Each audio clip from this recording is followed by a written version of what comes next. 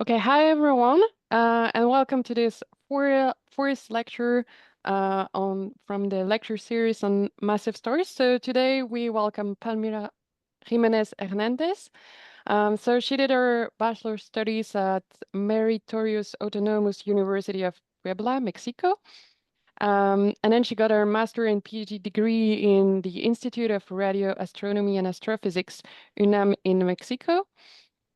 Her thesis was about the characterization of dust around a small sample of Wolf-Rayet nebulae, and she had several publications about this characterization of dust around evolved stars as first and cohorter, M167, RCW 58, NGC 6888, and Abell 30, notably. And today she is a postdoc at Institute of Astronomy UNAM Mexico, still, and working on the characterization of the dust properties around evolved stars and tracing their evolution. She is interested in modeling the conditions for the dust formation around massive stars, and that's why she joined this activity. So today, Palmira is going to talk about hydrodynamics and related problems, part two, rotation, magnetic fields, and mixing. So Palmira, are you ready? Yes, I'm ready. Perfect. Then the floor is yours. Yeah, perfect. Hello everyone, and thank you for the nice introduction, Sophie. And also thank you to the organizers for letting me give this lecture.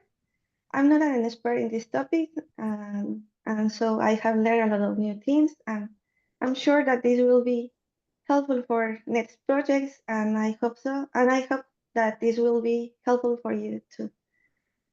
And um, so, uh, This talk is divided into three main parts. In the first part, I will talk about the rotation and how we work with this in stellar models. And in the second part, I will talk about the magnetic fields and also how we trace the evolution of this magnetic field in the stellar models. And finally, I will talk about the chemical mixing and the angular momentum transport with the presence of these two phenomena. So I want to start this talk with this question, like an introduction.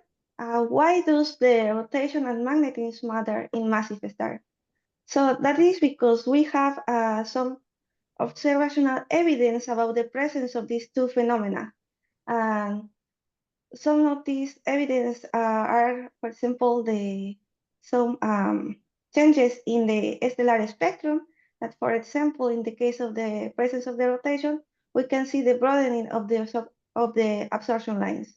Like you can see in this example, where if we have a high rotation velocity, we can see that we observe a wider absorption line. And if we have enough strong magnetic field, also we can observe a similar effect on the spectral lines. Also, with these two phenomena, we can explain some physical process inside of the star. For example, rotation brings co-produced elements to the stellar surface. And if we study the magnetic field in massive star, also maybe we can find some clues about the origin of the magnetic field in neutron star and magnetars. Also, the combination of these two phenomena could be help uh, could be useful in order to understand, for example, this profile of the rotation velocity according to different spectral types of stars, like you can see in this figure.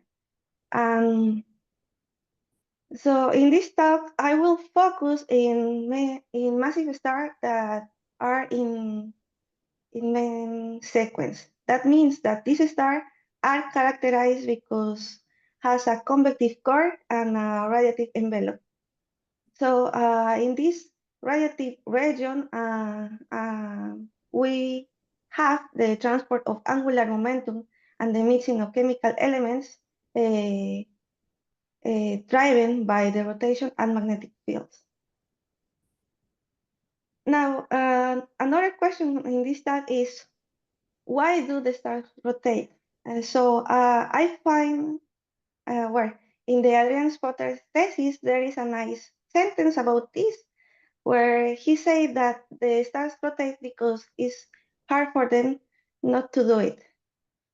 So let's see why he said this. So in order to answer this question, we have two physical process that will help us with this. The first one is the turbulence in the interstellar medium, and the second one is the conservation of the angular momentum. So in order to see this, we could check the stellar formation scenario. In this picture, we can see this scenario for the case of the low mass star. However, for the case of the high mass star, it is similar, but with different times. So here we can identify that at the beginning, we have a giant molecular cloud, and inside of this molecular cloud, we will have some clumps. And after this, we can form a dense cores, and conforms these dense cores are accreting material. We will have a protostar surrounded by a disk, and by the end of this evolution process, we can have an star in main sequence. So if we consider that during this part of where the clumps are forming, also we are accreting not just material, even some kinetic energy like the turbulence that is present in the molecular cloud. That means that the clump will have a non-zero angular momentum. And from this, we can exemplify how, with the example of an ice scatter, like in the idea that conforms the protostar, the resulting protostar will be rotating at an increasingly rapid rate as the material is contracting into the protostar. So we will have a rotating star when the star is in main sequence. Now we have some implications about the rotation in the stars. One of these could be the changes in the stellar geometry, and another point could be the changes in the stellar surface temperature. Here we have an example with Altair, where we don't have a spherical star, and also the star is hotter and the poles than in the equatorial region.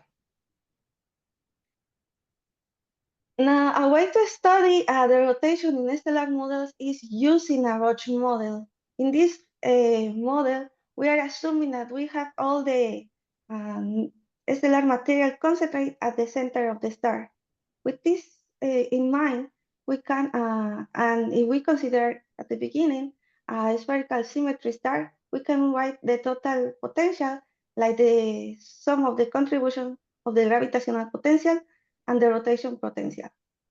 And now, if we consider this distribution of the material inside of the star, and that the star is rotating as a solid body, we can write the total potential like this shape here, like this expression. And we can identify some physical parameters of the star. For example, the gravitational constant, the mass of the star, the distance from the center of the star, and the angular velocity. And we should consider that we have that the potential on the surface of the star is constant. Now we can define a critical value of the angular velocity with this expression, where we have here the polar radius.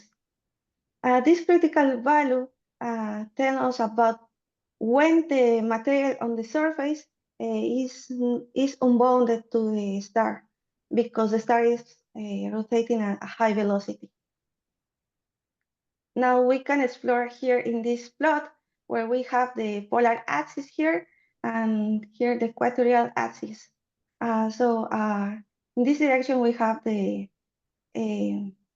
polar radius and here the equatorial radius. So we can explore here how the symmetry of the star will change. It will change the angular velocity. For the first point we can see here in the case when we have a non-rotating star or a very low star, very rotation case. Here we have the black line. For this case, when the polar radius is equal to the equatorial radius and conforms, we take a high value of the angular velocity, the equatorial radius will be larger than the polar radius until we can reach the value of the critical angular velocity with this that is point out here with the blue line. Now, if we see that if we consider that we have a spherical star and this star is rotating, and if we are looking over the pole, here is in this direction is rotating the star. So due to the rotation, we will have the presence of the centrifugal force, and this force will be stronger at the equatorial plane in comparison with a region closer to the pole. Here we can see another perspective where we have the polar axis and the equatorial axis. And this is the surface of the star where we have a potential, a constant potential.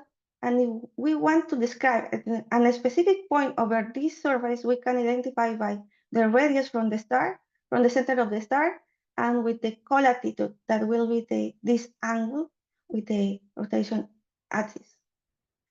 And also something important to mention here is that in the case of the non-rotating star, the gravity force will be in direction from the specific point over the surface in direction to the center of the star.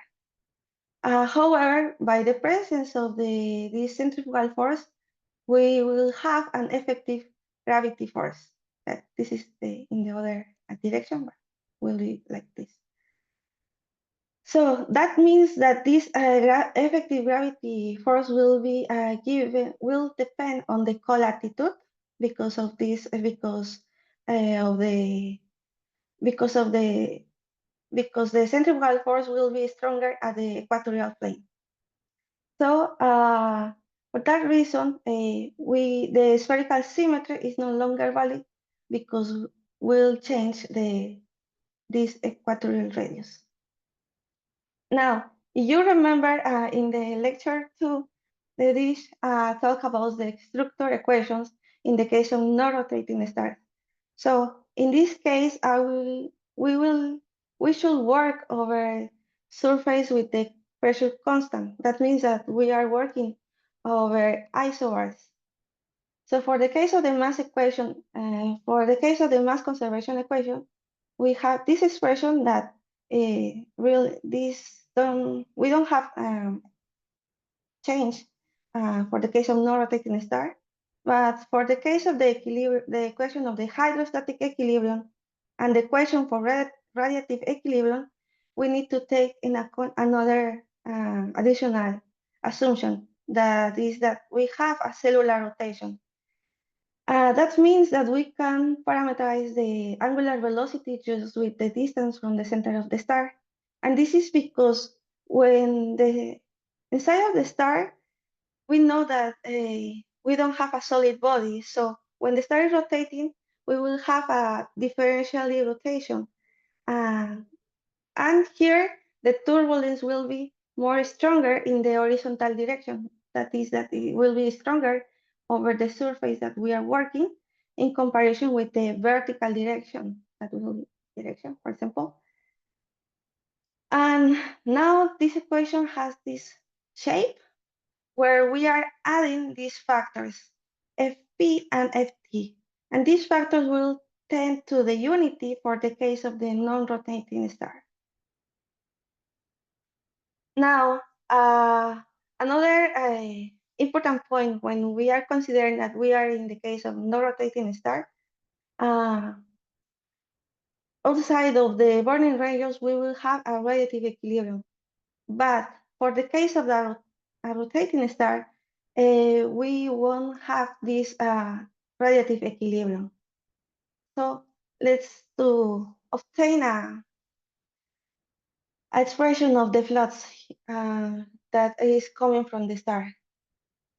So if we consider that this is the flux coming from the star, and also we take in account the condition, the equilibrium, the equations of the equilibrium that I mentioned in the last slide, and we consider that the star is rotating like a solid body, we can obtain this expression where we have the relation between the effective gravity with the flux.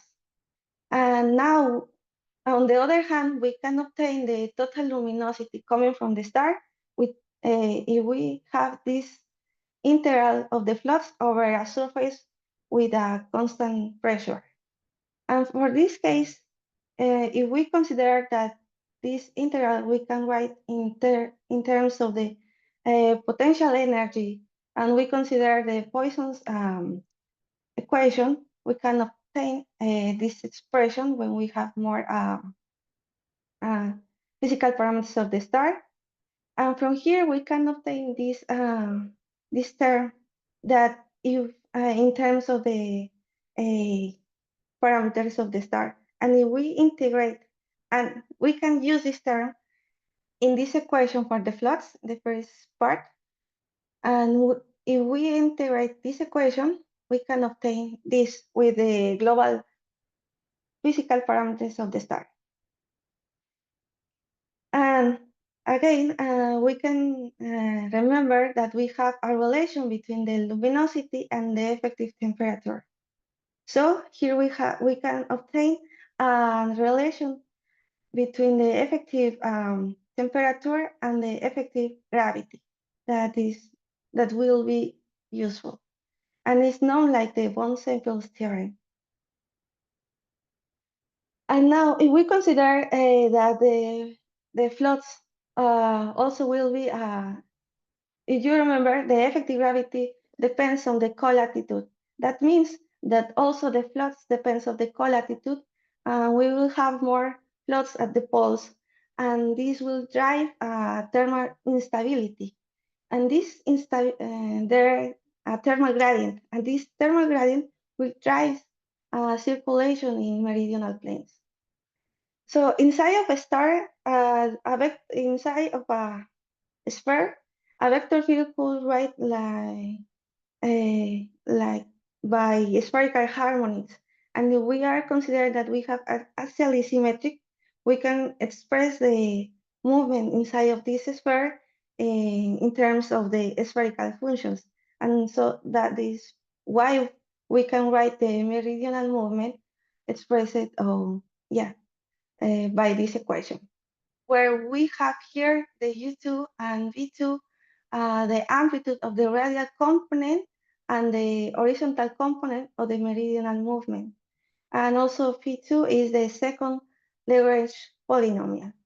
Also, it's important to know that there is a relation between this U2 and V2, that are the two amplitudes.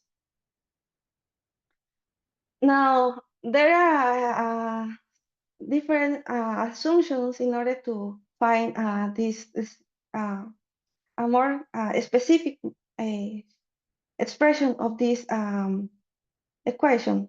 One of these is suggested by Eddington-Sweet, and is named the Eddington-Sweet circulation. And for this case, we can express the amplitude of the radial component like this expression, and it looks really big, like a big equation.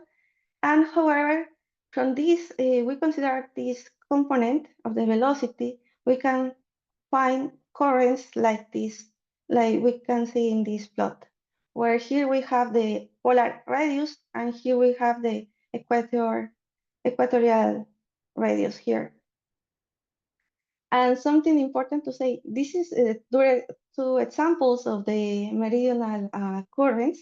And something important to say here is that at the interior, we have the current has a specific direction that the material is going up along of the polar axis. However, the meridional current here has the another direction. That effect is because it's close to the surface of the star. And this could be solved here in this mathematical expression. Here you can see now a schematic view of the strings of these meridional movements, where we have this stellar surface and inside we have the convective core, and these are these meridional currents. Streams, sorry. Yeah, so the presence of the rotation inside of the star could drive some instabilities. One of these is the Kelvin-Helmholtz instability that presents when we have two fluids that are moving with different velocities. And this is because the presence of the differential rotation. So after some time, will appear some vertical instability, and we'll start to have these rolls here in the movement of the fluids. Additionally, we can present turbulence inside of this fluid in the star. However, because we are studying the radiative region of the star, here we have a vertical thermal gradient, and this gradient diminishes the vertical turbulence. That means that the horizontal turbulence will be stronger than the vertical turbulence. And this is an example how we can express the diffusion coefficient of this instability, because according to different assumptions, we can obtain different ways to express this diffusion coefficient. And now, if you remember from the lecture 3, Annie gave us the definition of the Reichhauer instability criterion. So in presence of this instability criterion, and if we can ignore the thermal effects, in this case, we are talking about dynamical shear that is given or driven by the differential rotation. And again, a way to write the diffusion coefficient of this dynamical shear is this expression where we are taking account the changes of the angular velocity in a specific space of the inside of the star. Now, if we are considering that we have a shear with mixing of chemical elements, and also we take in account the presence of the horizontal turbulence, we can find this expression in order to have the diffusion coefficient due to the shears. And then we can find some physical parameters that we have seen in previous lectures, but here we have some definitions. And this expression looks really big. However, and now for this case, if we are considering that we are in a space where the profile of the moon is almost constant, we can approximate this expression to that the sum of the contribution of the thermal diffusivity and the diffusion diffusion coefficient due to the horizontal turbulence.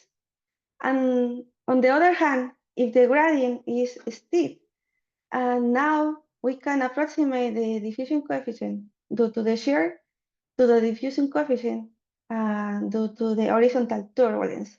So again, I think that this is, I conclude here that it's important to consider what are the assumptions that we're taking in account in, in our models in order to write the expressions for the diffusion coefficient. And now for the second part, I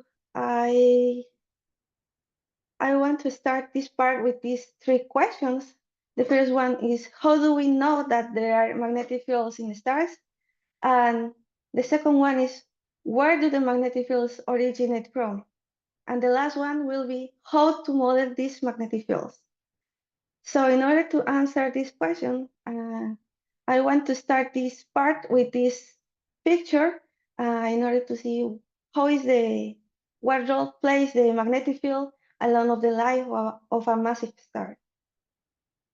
So if we start with this, first of all, in the yellow regions, we have the convective Boring regions, and in blue we have the radiative regions, and in red we have the convective non-Boring regions.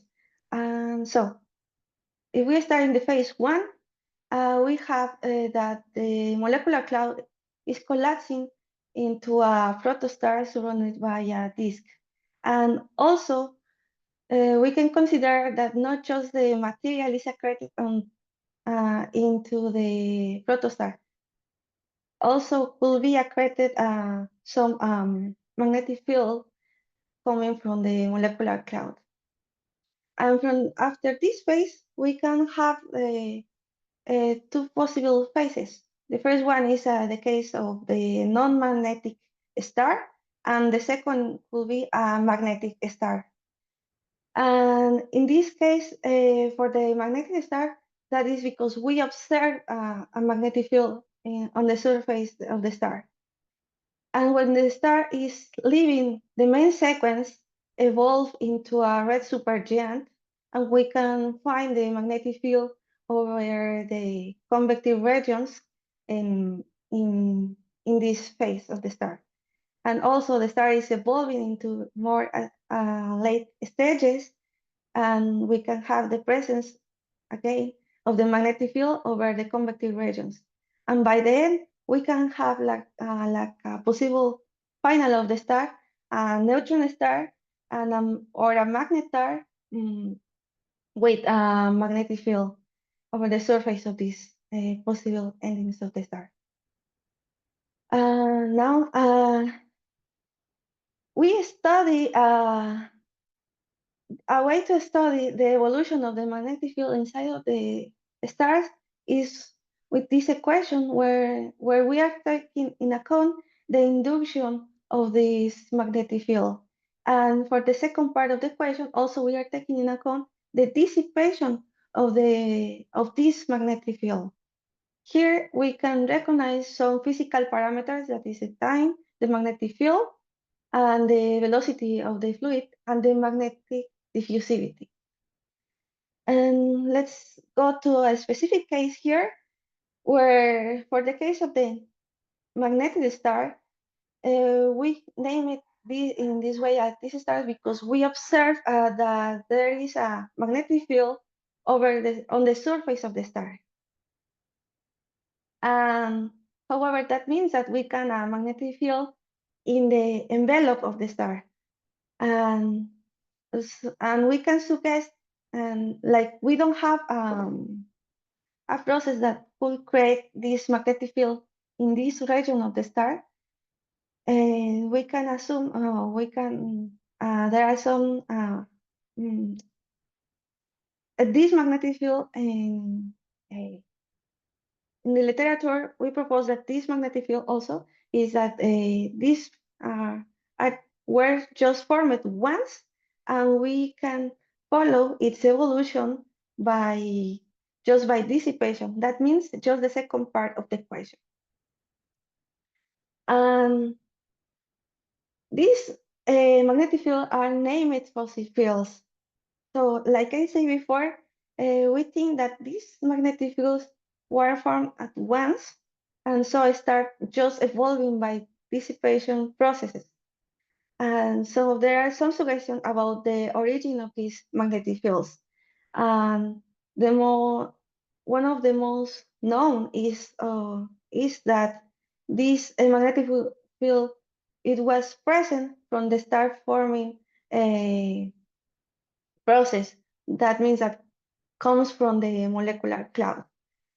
And now, if we are considering that this magnetic field is just evolving by dissipation, so can a fossil field be sustained through the stellar light? Because we observe that the answer could be is yes, but in order to see how this magnetic field survive during the life of the star, some authors have worked in find configurations of these magnetic fields that are stable during this time. Some examples of these magnetic fields are here in this figure. We have the case of the asymmetric dipole field, where we have here in gray the star, and the colored lines represents the magnetic field lines. And also we have an example here of the non-asymmetric complex magnetic field, where the star is represented by the color blue, and the red lines represents the magnetic field lines. So like this magnetic field are evolving just by dissipation and are present during the life of the star. That means that evolve with a slow dissipation. For that reason, could be present during a very long time. Now, we have another example of how we obtain the magnetic fields, and it's called dynamo. And for this, we can see in the example of the non-magnetic stars. That doesn't mean that the star don't have a magnetic field, just means that we can observe a magnetic field on the surface of the star. So it could be the case when we have a magnetic field created in the convective core of the star by the dynamo process. And in general, a dynamo process is a process where from kinetic energy, we can generate a magnetic energy. So here yes, in the blue boxes, we have some reference in order to of this talk. So one of the most famous models about the dynamos inside of the stars is the Tyler-Strout dynamo loop. This is a figure where we are summarizing how is the process of this dynamo. So first of all, we can follow the evolution of the magnetic field by the complete equation. For the case of dynamo fields, that is that we are following the induction of the magnetic field, and the second part we are following the dissipation of this magnetic field. So like first step, we have the presence of the large scale of the radial component of the magnetic field. Now, if we consider that the star is rotating, we will have a toroidal component of or azimuthal component of the magnetic field here. And if we're taking into account that inside of the star we have present that there is a differential rotation, that means that we will have in some time the presence of some instabilities that will generate small contributions in the perpendicular direction to these two components of the magnetic field. These these perturbations in the magnetic field will induce by the electromotive force again a large scale of a component of the magnetic field. And so this is in general how works this dynamo loop. And also it's important to point out here that we will have a saturated magnetic field when we have a balance between the generation of the large scale of the magnetic field and the dissipation of this magnetic field. And if we are talking about the dissipation, this is an important point here because for this scenario, the dissipation, this author has to guess that the dissipation occurs in this phase. For the case of the when we have the large scale of the magnetic field. However, there are some authors that have to guess that the dissipation here will give us a more efficient angular momentum transport. So again, here is important to take in account what are the assumptions that we are taking into our models in order to have some in order to explore different physical processes. Yeah. So for the case of this, to finalize this slide, the azimuthal component in this scenario for this dynamo will be stronger than the radial one that will be here. Now, the angular momentum, in order to know how the magnetic field transports the angular momentum, we need to know the stress that about this magnetic field, obtained from this magnetic field. So the Maxwell stress could be expressed in terms of the magnetic field, the components of the magnetic field, and also in other parameters of the star, like could be the density, the radius from the center of the star, the Alfvén frequency, and the, like was mentioned in the previous lecture, the Brun-Basel frequency. And from this Maxwell stress, we can obtain the kinematic viscosity. That this kinematic viscosity tells us how the momentum, the angular momentum is transported by this magnetic field. And also we can rewrite this expression of the kinematic viscosity with taking in account this the angular velocity inside of the star. That means that the magnetic field affects to the rotation. So I want to now let's start with the third part of this talk, where I will talk about the chemical mixing and the angular momentum transfer. Like we see in the previous parts, the stellar rotation and the magnetic field drives internal motions internal motions in the stars with various instabilities and with the transport of the chemical elements and angular momentum. So for the case of the angular momentum, this could be transported inside of the star by two main processes, by advection and diffusion. Advection is a process that comes from current movements and move a large volume of elements. That means that could be a current or a stream.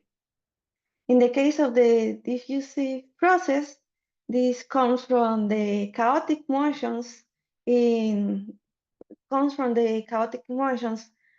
just we have the presence of this diffusive process when we have a gradient of one or several quantities. Just the quantity that present the gradient is transported. So in general terms, the advection refers to large scale displacements, and the diffusion process refers to small scale displacement. So now the angular momentum transfer is followed by this equation, like presented in the previous slide.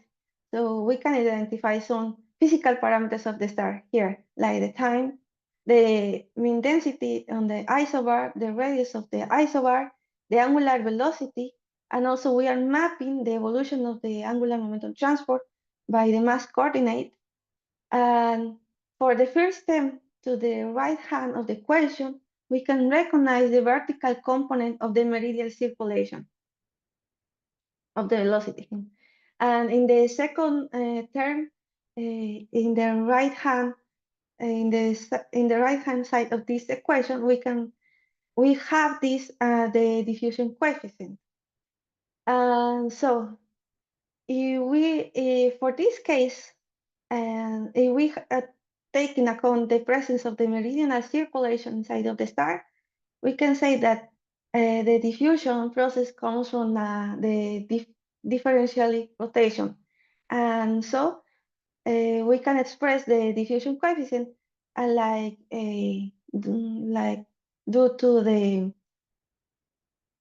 to shears, like here. However, however, and there are a way in order to simplify the math of this equation. That is, if we consider a star, a spherical star, where the horizontal turbulence is stronger, there are some authors that have suggested that the vertical movement of the meridional movement could be described by a diffusive term. So in this scenario, we can simplify the equation just to see the second part of the first equation, of the general equation. And we can include the different processes of transport in this total diffusion coefficient. Like here, an example will be the contribution of the diffusion coefficient due to the shears, due to the meridional circulation, and due to the magnetic field. And however, if we consider different assumptions, or we want to investigate some specific processes inside of the star, we can write this total diffusion coefficient in considering different instabilities, or more precisely instabilities, like this, that could be this example here, where we are considering the contribution of the Eddington-Sweet circulation, the secular shear instability, the Solberg-Highland instability, and the Tyler split dynamo.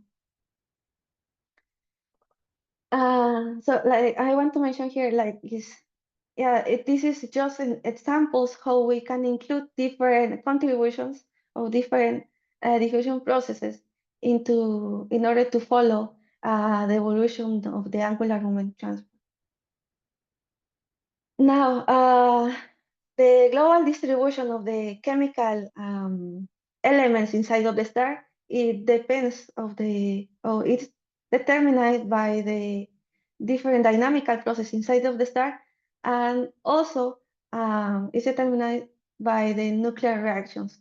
So if we consider that we are still working on the diffusive scenario, we can write the evolution of we can follow the evolution, the distribution of the evolution of a specific element I by this equation. When in the first part we are involving the diffusion processes, and in the second term of this equation we have the local change of this specific element due to the nuclear reaction. So here we are following the evolution of this element by the time and by the mass coordinate inside of the star. So again, for this total diffusion coefficient, we are just taking in account the diffusion processes that are contributing to the chemical mixing. So if we remember from the lecture one by Luca, given by Luca, here show us this figure where if we consider that at the beginning of the main sequence, we have the same distribution of the elements from the center of the star, from the center of the star to the surface of the star. However, when the star is start to burn elements inside of in its new in its yeah in the region in the center region, we will have more higher elements, and then we can present, for this example, in the case of nitrogen, we with the time we can present a gradient of this element. And when we have enough large gradient, we will have the diffusion process where where the nitrogen will move outwards until reach the surface of the star. However, for the case of the helium, we need to wait for more time in order to that the big and that enough large gradient appears into the inside of the star in order to have a diffusion process of this helium. So here I want to show you some different profiles of this diffusion coefficient if we are taking into account different diffusion processes. Here, you can recognize some inner regions of the inside of the star that we're mapping with the mass coordinate. So we can recognize here in gray the convective core, in blue the convective boundary, and in green the envelope of the star. And for the first panel from the left to the right, we are considering a constant profiles. That means that the efficiency of how we are mixing the chemical elements is constant. And for the second panel, we are considering process with vertical shear, and we can see how change the efficiency inside of the envelope of the star. And by the third panel, from the left to the right, we are considering now meridional circulation, and also we are including vertical shear.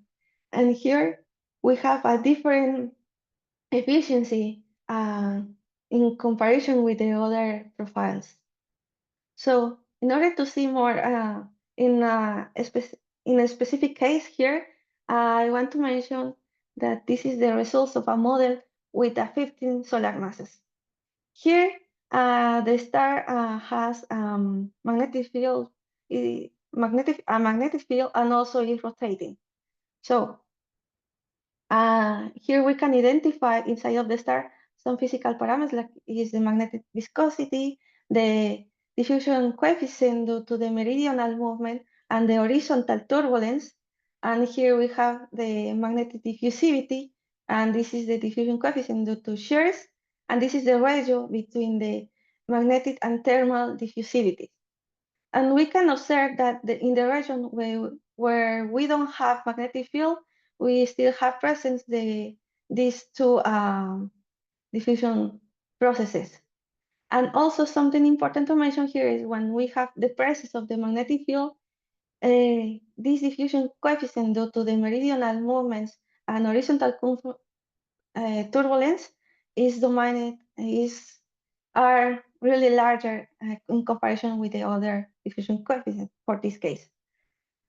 And another important result about the magnetic field here is that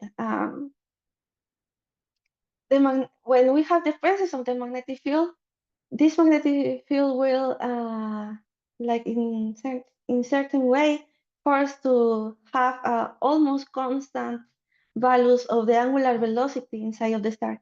That means that we are in the scenario of a solid body rotation. Yeah. And in order to summarize this talk, I want to say it like the rotation influences many instabilities inside of the star, and also the magnetism impacts the rotation. And by the end, the rotation and magnetic fields drive angular momentum transport and chemical elements mixing in the radiative envelope in the stars. Just to take in account in main sequence. And thank you for your attention. Okay, thank you very much, Palmira, for this very nice review of rotation and magnetism. Do we have question from the audience? I saw Joe, but any applause, so no, no Joe. Do we have questions?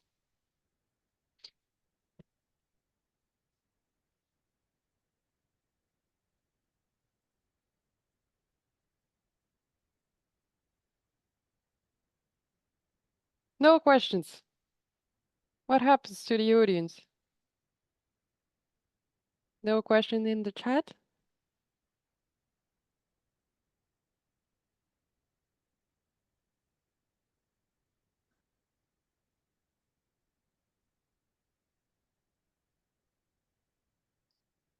Well, I'm sorry, I have personally no question. So can the audience help me with that? Okay, I have no question, but just a comment. Maybe one should have pointed this out even stronger. It was pointed out, but maybe even stronger. Namely, one of the big problems in stellar evolution currently, when you set it up into models, is what you have told us about the different contributions to the angular momentum transport, and that in effect you have an advective part and a diffusive part. And there is currently only one or two codes in the world who can correctly calculate this advective part, mostly the code from the Geneva group, whereas most widely used code for stellar evolution, namely MESA, still has not an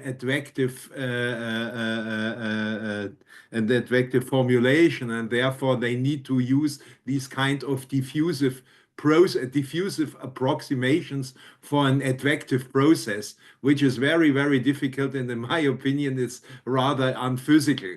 And therefore, the real question is, in how far now is this advective part of influence or not? And simply, some people have begun now to compare these codes just with respect to these questions, and the answer is still open because in addition to this difference of accounting for the attraction or not, there are also other differences in the code, and so we do not know currently what is the major impact of this attractive part. So there are a couple of people who are investigating this now by having exactly the same models, but only include or exclude the attractive part, and then we know more. And the reason for doing all this is that at face value, the results or certain results, when you go away from the 0H main sequence, when you are in the middle or going through the main sequence, there are quite considerable differences in the predictions by MESA and by the Geneva code, for instance, and this needs to be quantified. But the question is still, what is the effect of the attraction part? That was my comment. Sorry for its length. Thank you, Joe. Palmira, do you want to comment on that?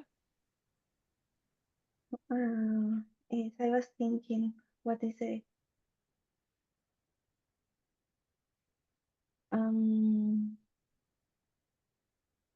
Well, I'm not sure. I don't know if you this want to. effect. I just ask you. Okay, do we have other comment on that? Someone wants to jump on Joe's comment?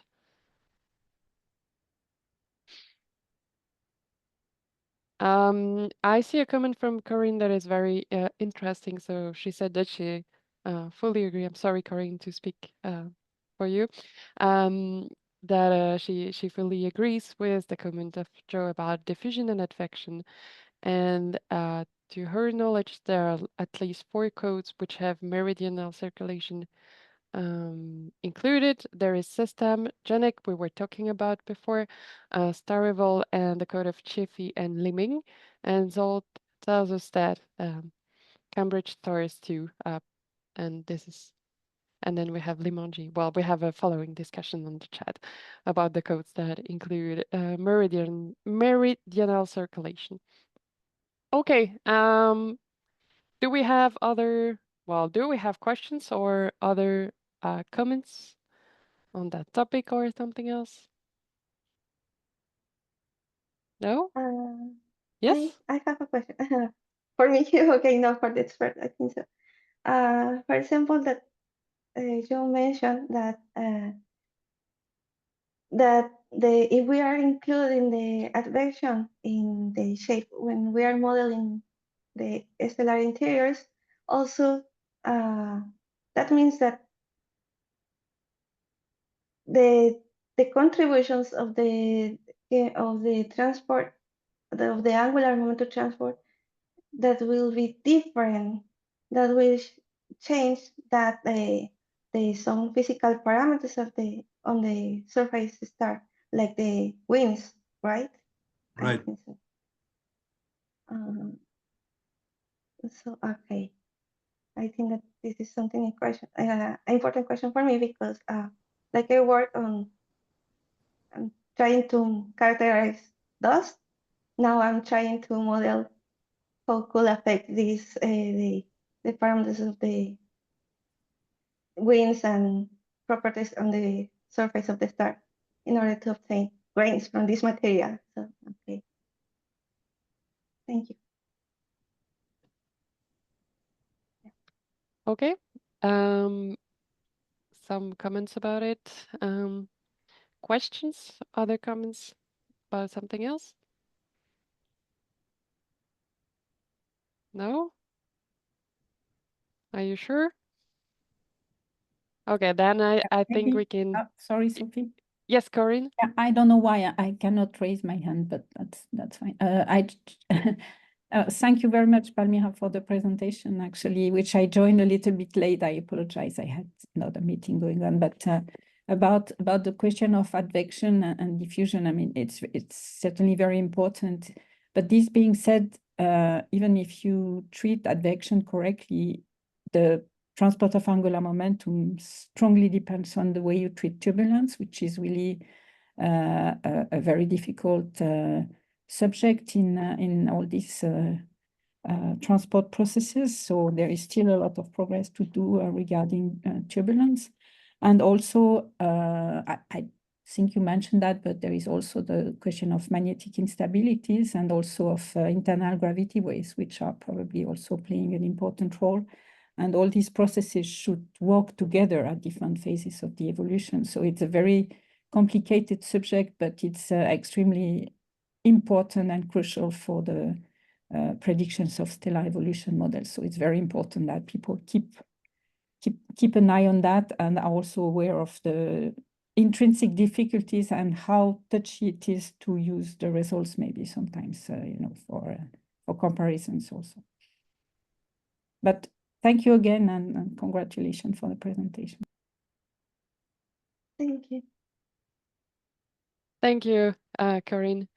If someone else wants to jump and cannot raise his or her hand, please, you can say something. Otherwise, I think we didn't have any questions. So I propose to thank Palmira again, and then to end this session.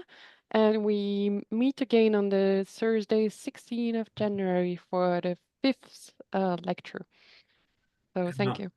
And happy Christmas holidays or New Year holidays or however you call it to everybody. Yeah. Yeah, thank you, Joe. Right. Have a nice Christmas break, everyone. Okay. Goodbye. Bye-bye. Bye.